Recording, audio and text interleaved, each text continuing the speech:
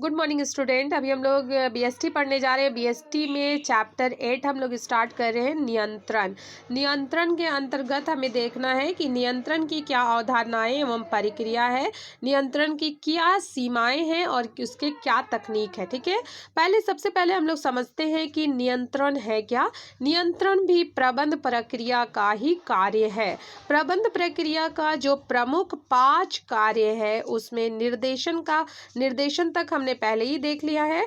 अब हम उसके अंतर्गत पढ़ते हैं। उसके अंतर्गत आता है नियंत्रण। नियंत्रण भी प्रबंध प्रक्रिया का ही कार्य है। प्रक्रिया का अंतिम कार्य है जिसको पूरा किए बिना प्रबंध प्रक्रिया कार्य नहीं कर सकती।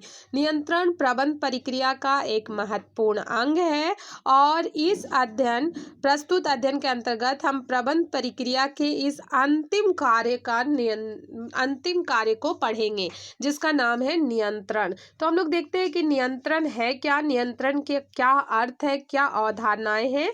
एक अनभिज्ञ व्यक्ति प्रबंध को ही नियंत्रण समझता है किंतु उसकी यह अवधारणा मिथ्या है। सरल शब्दों में बता दे तो नियंत्रण यह देखने की प्रक्रिया है कि वास्तविक निष्पादन के अनुसार हो रहा है या नहीं हो रहा है। ठीक है, तो नियंत्रण जो है वो हमारे प्रबंध की जो प्रक्रिया है उसका अंतिम भाग है। इसमें आता है, सबसे पहले हमने पढ़ा था कि किसी भी कार्य को प्रबंध के द्वारा हम अच्छे ढंग से कर सकते हैं।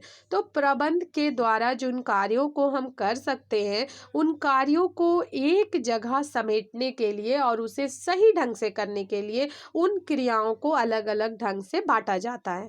जैसे नियोजन हो गया, संगठन हो गया, नियुक्तिकरण हो गया, निर्देशन हो गया, जिसके बारे में हम लोग पढ़ चुके हैं। अब हम लोग पढ़ेंगे नियंत्रण। ये नियंत्रण भी इन्हीं कार्यों का एक अंग है। इसके बाद हम लोग देखते हैं कि नियंत्रण की क्या क्या परिभाषाएं हैं। हम देख सकते हैं नियंत्रण की परिभाषाएं बहुत सारे वैज्ञानिकों ने अपने अपने हिसाब से दी। जैसे श्री हेनरी फ्योल ने दी है। उनके अनुसार नियंत्रण से आश्रय यह जांच करने से है कि क्या प्रत्येक कार्य स्वीकृत योजनाओं के अनुसार हो रहा है या नहीं। श्री हेनरी फ्योल के अनुसार नियंत्रण से आश्रय यह जांच करने से है कि जो कार्य हम लोग कर रहे हैं वो कार्य सही ढंग से चल रहा या नहीं चल रहा, ये देखना नियंत्रण का काम है। मेरी कुसिंग नाइलर्स के अनुसार किसी निश्चित लक्ष्य या लक्ष्यों के समूह की ओर निर्देशित करना, उसमें संतुलन बनाए रखना ही नियंत्रण कहलाता है। ठीक है, हम लोग देखते हैं कि बहुत सारे वैज्ञानिकों ने अपने अपने हिसाब से इनकी परिभाषाएं दी है, परंतु हम लोगों को इनका जो एक परिभाषा का जो सार निकलता है वो हेनरी फ्योल द्वारा दी गई नियंत्रण की परिभाषा से है, जिसमें बताया गया है कि विस्तृत अर्थ में नियंत्रण से तात्पर्य इस बात का पता लगाने एवं देखने से है कि उपक्रम के समस्त कार्य प्रबंध द्वारा निर्धारित उद्देश्यों, योजनाओं, नीतियों, कार्यक्रमों, दिए गए निर्देशों एवं नियमों के अनुरूप हो रहे हैं या नहीं हो रहे हैं।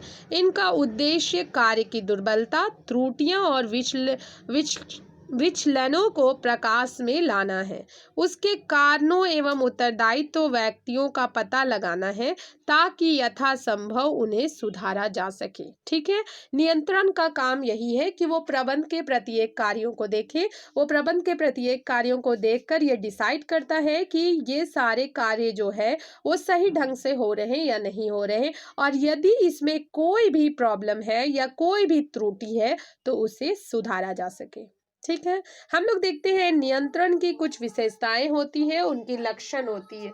नियंत्रण की कुछ विशेषताएं और लक्षण होती है। देखिए, बहुत अच्छे तरीके से बुक्स में समझाया हुआ है। नियंत्रण की जो विशेषताएं होती है उन्हें निम्न भागों में बांटा गया है।